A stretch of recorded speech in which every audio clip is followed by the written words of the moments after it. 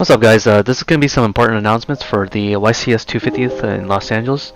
First of all, it's going to happen on April 1st, but this is going to be a Time Wizard edition of this presentation.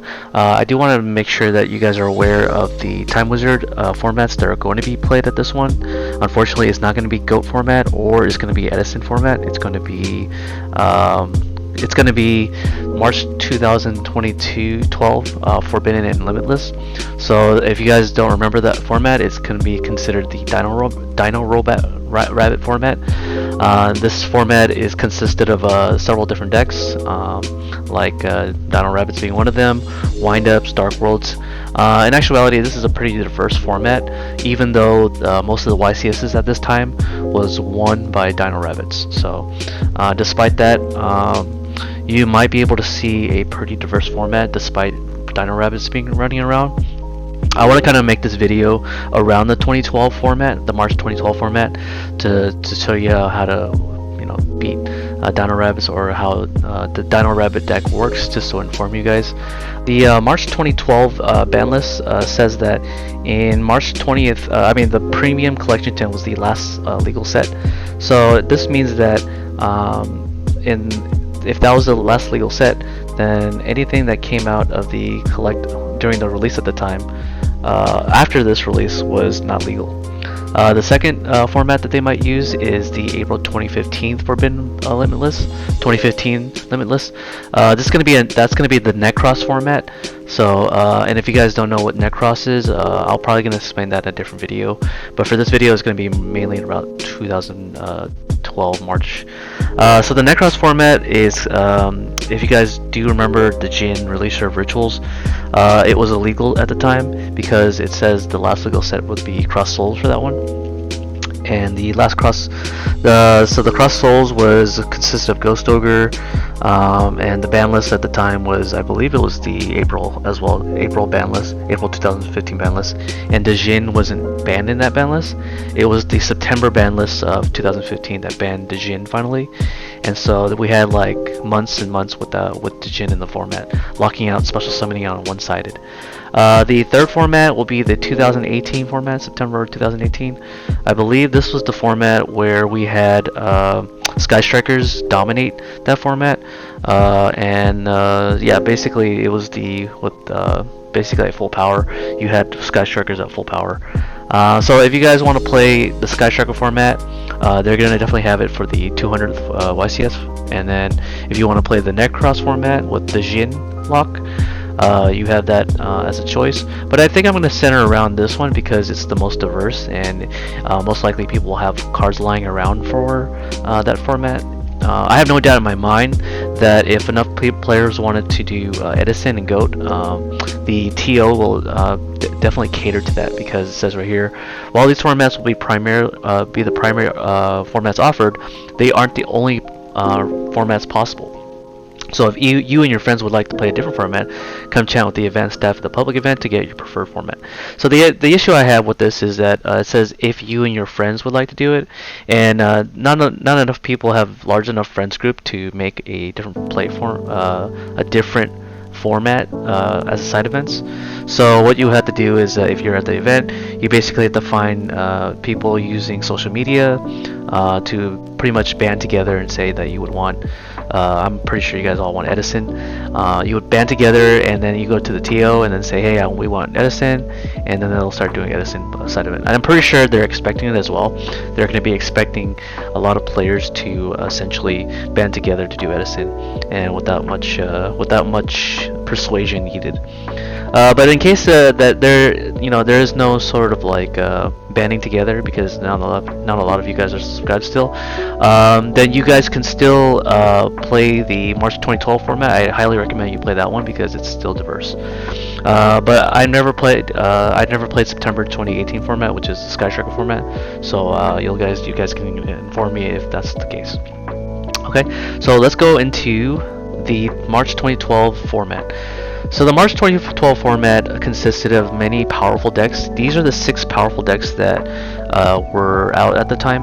And so when I say powerful decks, I mean that they were competitively viable, that they had a lot of very good strategies, and it kind of led to higher diversities at the top 16 bracket. In fact, the YCS Long Beach that happened, the 100th YCS, was one of the most diverse formats in terms of how many people play different decks in the top.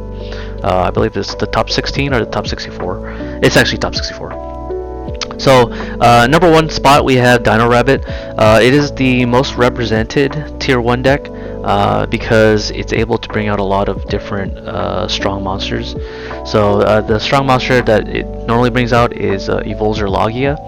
So, Dino Rabbit, Rescue Rabbit has the ability to banish itself and bring out 2 vanilla normal monsters from your deck. So, you would bring out either Cobblezules or you would bring out Sabersaurus, and Cobblezules was the weaker one. It was a 1700 vanilla monster that's dinosaur type. And with Rescue Rabbit, you do have to bring out the same name. So if you do use Rescue Rabbit's effect, you have to bring out 2 Cobblezules. And when you bring out 2 Cobblezules, you can either make Logia or Dolka. So Dolka, let's read Logia. So Logia has the ability to be able to say when a monster is summoned to the field, which is normal summon or flip summon, not including flip summon, that's a key one, or a spell or trap card is activated, not an effect. So it's kind of not quite like a Griffin negate, if you guys know who that is in modern format, and where you cannot negate the spell effect or trap effect, but you can negate the spell or trap from activating from the hand. So that's kind of like the important part to notice about this. And so when your opponent decides to do that, or even when you decide to do that, you can actually detach 2 materials from this card and negate the summon or activation and destroy that card. So it's basically kind of an omni-negate, but not really in some sense, because it doesn't really stop monster effects from activating. Its brother counterpart, which is Dolka, the one on the right here, it says when an effect monster effects activate, you can attach 1 material from this card, negate the activation, and destroy it. So I want to make a key note about these 2 cards is that none of them are once per turn, and I know that Logia will probably never have more than 2 materials. So it's a pretty steep cost because you have to detach the 2 materials you use to make it to already do it basically some kind of an omni-negate, a soft omni-negate. And Dolka here on the right side is not a once per turn, and it can only it detaches 1 material. So which means if your opponent decides to activate 2 effect monster effects on the same turn or across various turns, Dolka actually provides an effect negation and destroying it twice. So twice ever while he's up. So this kind of made Dino Rabbits kind of really good because it has kind of like a toolbox to negate stuff on either player's turn, and it basically negates almost everything. So that's why Dino Rabbits was pretty popular, and that's why it won many of the YCSs. So the lineup that you would play if after you bring out either the Logia or the Dolka, then you would have a banished Rescue Rabbit. So if you see, if you have a banished Rescue Rabbit, you can the deck plays 3 tour guides. You would summon the tour guide, and then you would make a Levier, and the Levier would bring back the rabbit. And then with the rabbit, you would basically banish the rabbit, and then bring out 2 Sabersaurus.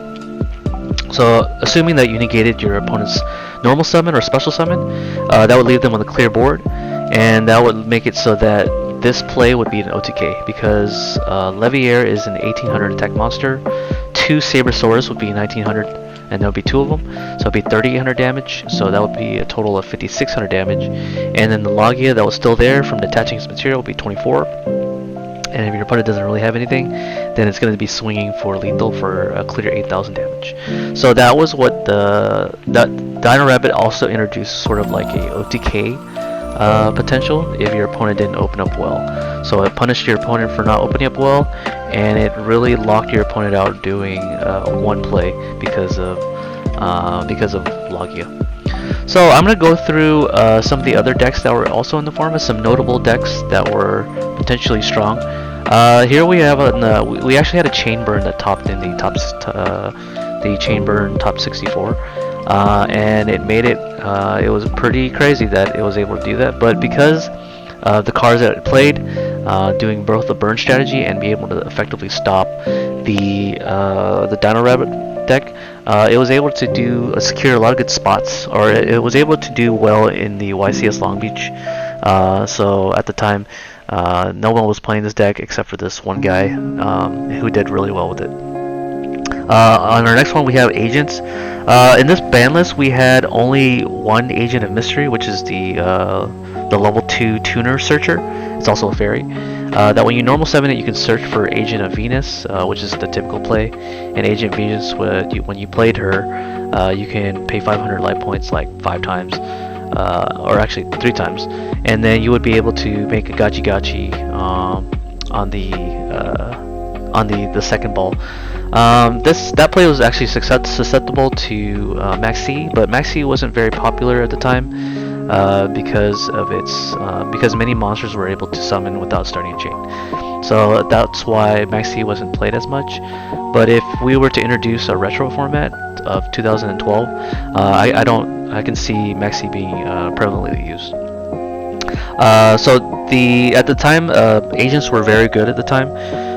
Before the ban list, and then when the ban list hit, which was the March 2012 ban list, they limited to agents. Basically, they limited Agent of Mystery to 1, which made him less powerful. On the next one, we had Shooting Quasar Dragon. At the time, Quasar Dragon was a very expensive card to get because it came out of the magazine, the Shonen Jump magazine, and at the time it was really hard to get. It was like $100. I think it was about $100 if I'm being honest, to secure one of these guys on the secondary market. And so there was very little amount of players playing that deck, where you basically go first turn shooting Quasar Dragon and putting up a body that's like basically unbeatable, except if you play a certain tech I will introduce into you guys in the slideshow. But the Shooting Quasar deck is a very lethal, very combo based deck that you can play during March 2012. So if you do end up going first, you can actually bring out Quasar, because Quasar now is way more affordable than it ever was because it got reprinted many times. You can actually see this deck in the event if a player knows how to do it well. The next deck we have here is Chaos Mystic Piper. Mystic Piper is a card that's a level 1 monster that when you normal summon it, you could tribute it and then check the top card. And if it's a level 1 monster on the top of your deck, you add that level 1 monster to your hand, and then when that happens, then you can draw an extra card. So it allowed you to have like sort of a +1 Pot of Greed play if you made your whole deck consistent of level 1 monsters. And when you do that, that allowed you to essentially play a sort of Chaos Monster Mash variant of this deck. You also combine this with cards like Kinko Bayou, which is a spirit monster. When you normal summon it, you would bring back the Mystic Piper again, and then you can tribute out the Mystic Piper and do the same move again, and then be able to generate +1. So you have sort of like a monster mash strategy with this. That in tandem with it being a light monster allowed you to play Chaos variants, because Chaos Sorcerer is kind of at 3 in this format. So it allowed you to play really strong cards. BLS was also in this format too, if you guys want to know. So Chaos Piper was the Monster Mash deck, very diverse, like I said before. So if you guys want to play a Monster Mash deck, look to Chaos Piper.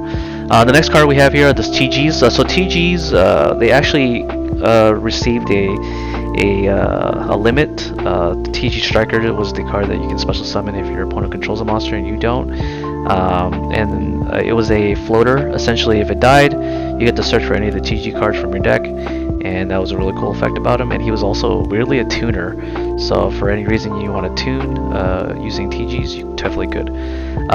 So these were the notable cards, or the notable decks that were in the format that people played. Even though some of them were limited, they still decided to play it. So here was the ban list. I just pretty much cropped a bunch of photos here, and the photos we have here are Monster Reborn on one end, and we have a Call the Haunted. So Monster Reborn was legal at 1, so it was a very sacky card that you can use to generate another monster in case you need to synchro summon, or XTs, or even do a additional damage. So Monster Reborn was a very powerful spell card that everybody had access to, and it was very strong. Call the Haunted was at 3, so if you played a deck that relied on graveyard control, where you can play like big monsters and big threats during the battle phase or the main phase, you can actually save your life points by flipping it over and playing a big guy. Formula Synchron was at, I believe it was at 1. So let's talk about Formula Synchron and Reborn Tengu.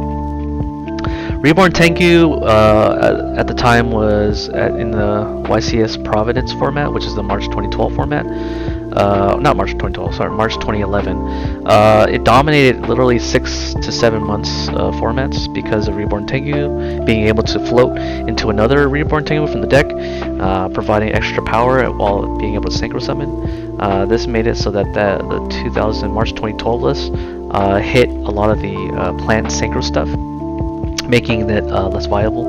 Reborn Tengu was at 2 and Formula Synchron was at 1. So you couldn't draw an extra card and synchro on your opponent's turn as efficiently because you only had access to 1 and Reborn Tengu was at 2. On another note, we had a Tragodia, and Tragodia acts as like a really powerful monster you can summon, and big hand size were kind of a thing, and chaos was kind of a thing because of 3 chaos sorcerer, and Tragodia feel the dark end of that aspect so that you could bring out a chaos sorcerer or BLS. Sorry about BLS. BLS is actually way more powerful than Chaos Sorcerer because it can attack twice and has a very powerful stat line, 3000. Mystical Space Typhoon was a card that you could use to basically destroy any floodgates, and this along with Heavy Storm was also in. You can actually torrential really strong monsters that came out, and then you had Dark Hole, which was that one. So you had a really interesting format where a lot of powerful traps and spells were back in, and you had strong monsters like BLS that was back in. So YCS Long Beach was definitely some kind of a format for sure. So some of the ban cards that we don't see anymore from previous retro formats is Trishula, Glow Bulb, Spore. So this was an homage to the Plant Synchro deck, which used Trishula quite efficiently, and being able to summon Trishula out of nowhere using Glow Bulb and Spore and Dandelion was able to create really unhealthy formats, I would say, where it was basically lopsided because Trishula was a card that you can access out of your extra deck to be able to pretty much graveyard manipulate your opponent, and even kill one of their cards out of their hand by random and on one card on the field at random. So the thing about Trishula is that she doesn't target, so Trishula is able to destroy or basically banish cards without targeting, which is really strong at the time.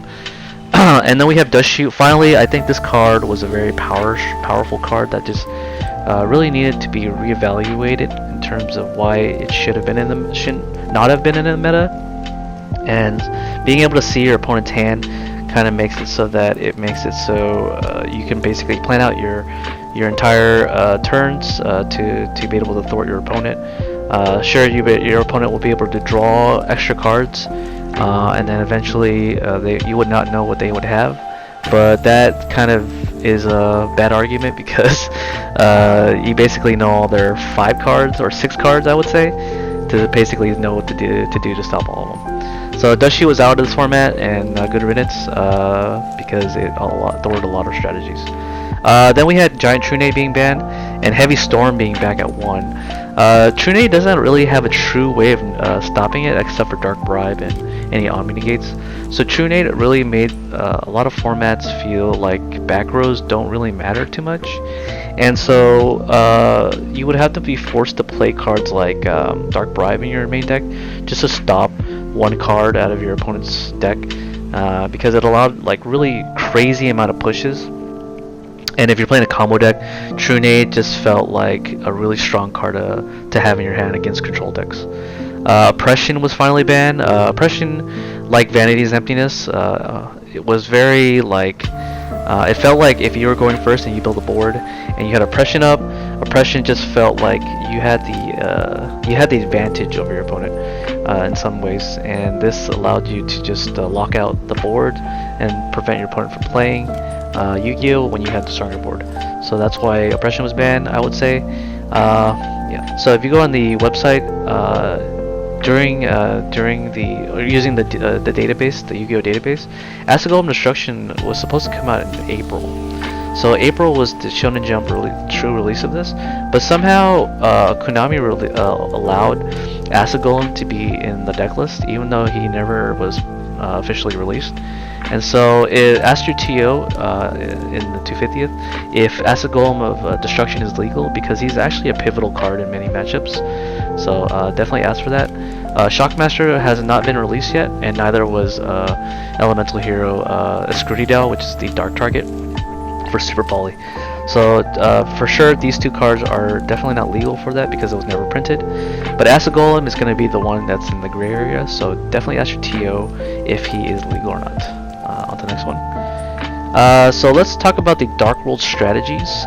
So Dark World was a very strong deck at the time because it actually won the YCS Long Beach, but it was very strong because it did what Trap Dushu could do without waiting for your opponents to start their turn. And Drag Down to the Grave is one of those cards that where you basically set all your spell cards, and then you activate Drag Down if you're going first, and then you basically hit any card that you didn't like. And if you were playing against Dino Rabbit, you would just hit the Rescue Rabbit out of their hand to make sure that they didn't play the Rescue Rabbit on you. Card Destruction was a very powerful one-of card as well, because you can create a lot of Seagawk ruling, or you can create a lot of Seagawk scenarios where Dolka, Evolzer Dolka can negate the one that you wanted to not negate. As well as Smog. Smog actually acts as an interruption to be able to play Graveyard Manipulation on your opponent's turn, and then also being able to discard any of the Fiend monsters that you might want discarded. And then you also had powerful monsters that help you discard, like Fable Raven, which allowed you to go play Synchro plays because Fable Raven is a Synchro monster. And Trans Archfiend over here was the budget version of Fable Raven, where you can discard any Fiend monster from your hand, and it does that as a resolution, not a cost. So when you did that, you were able to trigger a lot of the Dark World effects, because Dark Worlds need to be discarded as a effect rather than a cost. So Trans Archfiend also had this really cool ability where it floated, so if it got destroyed somehow, you can add one of your Fiend monsters from your graveyard and add it back to your hand. So in the event that you wanted certain Fiend monsters back, such as Tour Guide, to be able to reuse Tour Guide, you could definitely do that with Trans Archfiend. And another one was Morphing Jar. Morphing Jar was at 1 at the time, so Morphing Jar allowed you to replenish your whole hand and draw 5. And then discarding a Dark Worlds is obviously really good with Morphing Jar here, so it allows you to do really well with Dark Worlds. There's plenty of other reasons why Dark World was really good, but I'm not going to go into it. I think a lot of people know that Grapha is a very strong Yu-Gi-Oh card. Next one. Now I'm going to go into the anti-Dino Rabbit strategy. There's several classes of anti-Logia cards, and I would say Flip Effects are one of them. The class of cards that are flip effects that affect Logia is these 3 cards. Mainly just flip effects, but if we look at Snowmanator, Snowmanator says if this card is flip face up, you can destroy one face up monster. Logia couldn't negate that. Fossil Dyna, Pachycephalo was another one too. It was a card that it says when it's flip face up, much like Snowmanator, it destroys all special summon monster your opponent controls. So that was a way of clearing all the Logias. And then we had Penguin Soldier, which is an actual flip effect monster, where it returns 2 monsters on the field back to the owner's hand. So up to 2, sorry. So even if your opponent only has 1 card, you can flip Penguin Soldier, and you can return Logia back to the extra deck. So that was some of the class of cards that you could use to stop Dino Rabbits from doing well. But if they decided to play a Dolka, Dolka actually stops all these 3 cards. So that's another thing about Dino Rabbits, is that they can switch up their strategy if they know their matchups and if they know side decks really well, to make Dolka instead of Logia. So that was one way to that Dino Rabbit players could adapt to changing sideboards essentially. Another strategy we had was stall strategy. So if you're going first and you open up these cards, especially Messenger Piece, a lot of the Dino, actually I would say all of the Dino Rabbit cards were at least 1500 attack points, and if they're all at 1500 attack points, they can't declare an attack. So the thing about Rabbits is that it relied on mid-game strategies where they want to put up like an Omni Negate and OTKU the next turn, ideally. But if they can't do that, they have to rely on their mid-game strategies to be able to to take the win. And oftentimes, if your opponent is playing if you are playing a stall card such as Messenger Piece, Messenger Piece allowed you to buy a lot more turns because as time goes on, if you use those turns effectively, you can actually outwin your opponent if your deck plays really good late game strategies. So that's kind of the same with Swords of Revealing Light, in that it doesn't matter what the attack points of your opponent's monster or your Dino Rabbit player is playing, it would just stop them from playing or attacking essentially. So that's one thing to notice. Yeah. And other cards, there are a class of cards that can stall are Spirit Reaper monsters. If you don't know what that is, Spirit Reaper says that it cannot be destroyed by battle. So if you set any of these cards, namely the good one was Gillian Duel. Gillian Duel doesn't have like a effect that activates when it's flipped face up, like Marshmallow. So Marshmallow was susceptible to Dolka, and Spirit Reaper was susceptible to any sort of things that target Spirit Reaper. So Forbidden Lance was a very popular spell card that targeted, and it would also destroy Spirit Reaper because it targeted it. But Gel Duel does not have such an effect. Actually, Gel Duel has a weird self-destruction effect where if you burn the opponent who controls Gel Duel, then Gel Duel will just self-destruct and die. So it's a weird card, and yeah. So that's how you would use Gel Duel to stall out against the Dino Rabbit players. Another strategy you can do is playing monsters that are bigger than 2400 on your first turn. So if you're able to do or summon anything bigger than 2400 attack, because Logia's stats are 2400, they have trouble running over it. They would have to draw a Rescue Rabbit in their opening hand, along with Forbidden Lance. Many of the good cards that you might want to go into is Utopia, because Utopia is 25k and it can also negate an attack. So if they play Logia, for example, and they declare an attack with Logia into your Utopia, and you suspect that they have a Forbidden Lance to reduce the attack of Utopia, you can just negate the attack. With Windups, Windups has an interesting way of stopping or playing a strong Yu-Gi-Oh card, is playing Adrius or Tyrus. Those two cards are 2600 attacks each, and those are both bigger than 24. Insectors had a way to deal with that.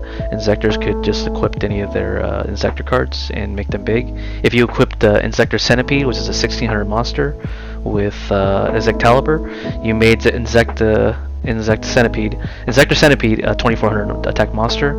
If you have a small Insector monster and you had Gigamantis at hand, you can equip Gigamantis and made your monster a 2400 attack monster. So it would tie with Logia. But that's kind of the idea. You want to stop the you want to be able to attack Logia and match with it or kill it, and so that you can play your other spells and traps safely.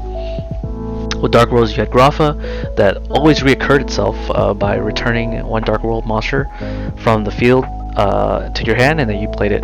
And this doesn't start a chain, which is really important because then you wouldn't be able to stop it with Volzer Dolka. And of course, if your TO allows it, Acid Golem Destruction was a legal card back in the 100th YCS, so I imagine it'll be legal for this format. It's a 3000 attack body.